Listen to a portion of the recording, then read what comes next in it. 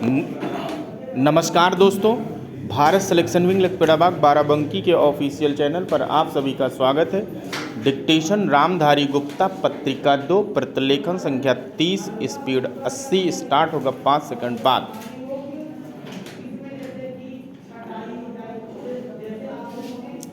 अध्यक्ष जी, आपने पक्षपात का वर्णन किया है।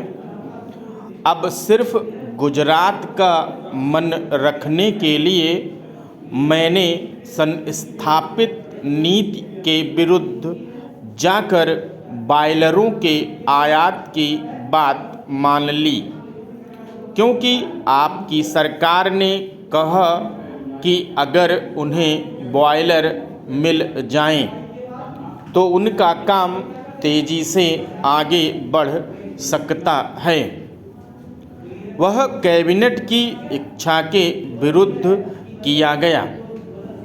यह मेरी भी अंतरात्मा के निर्णय के विरुद्ध था, लेकिन गुजरात ने कहा आप हमारी चीज़ों को रोक रही हैं।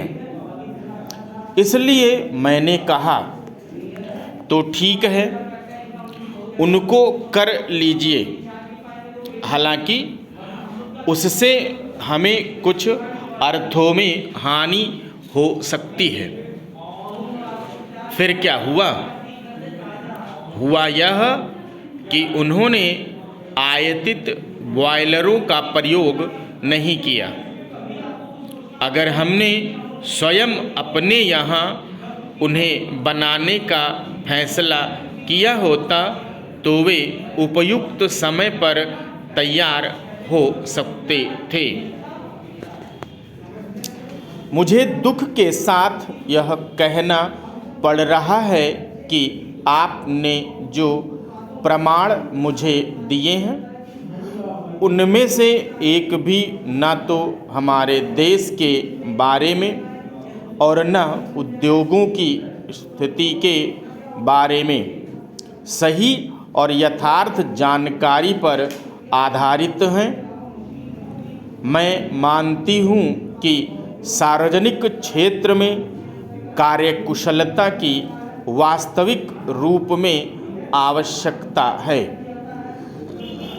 यह भी जरूरी है कि केंद्र निर्णय ले ले कि प्रक्रिया में और तेजी लाई जाए, लेकिन मैं आपसे यह अवश्य कहना चाहूँगी कि आपने तथ्यों को जिस तरह तोड़ मरोड़ कर प्रस्तुत करना चाहा है और जिस तरह आप लगातार केंद्र सरकार से टकराव का रास्ता चुन रहे हैं, उससे ना तो संबंध ही अच्छे बनेंगे न निर्णय शीघ्र लिए जा सकेंगे।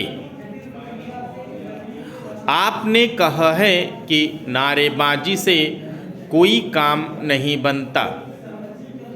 क्या मैं पूछूं कि सबसे ज़्यादा नारों का प्रयोग कौन करता है?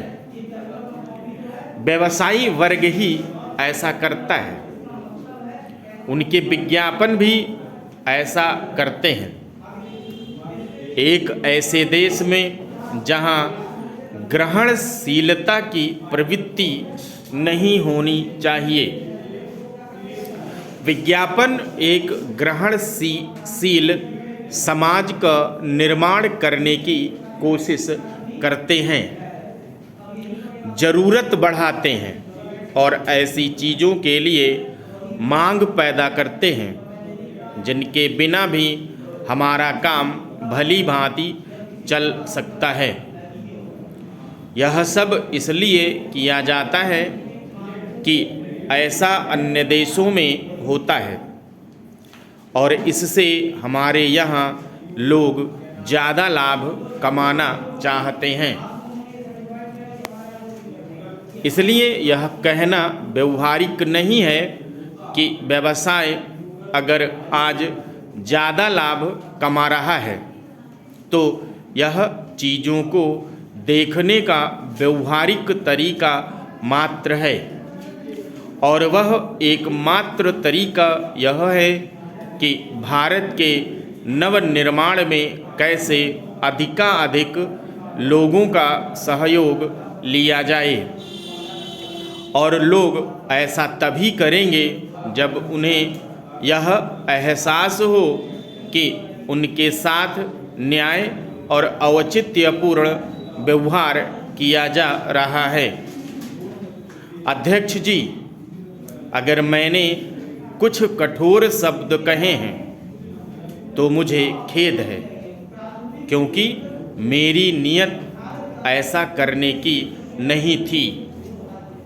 यद्यपि मैं यह जरूर कहूँगी कि आपके दोनों भाषण बहुत भड़काने वाले थे, परंतु मैं यही कहना चाहूँगी कि मुझे औरों पर आरोप लगाने में कोई दिलचस्पी नहीं है।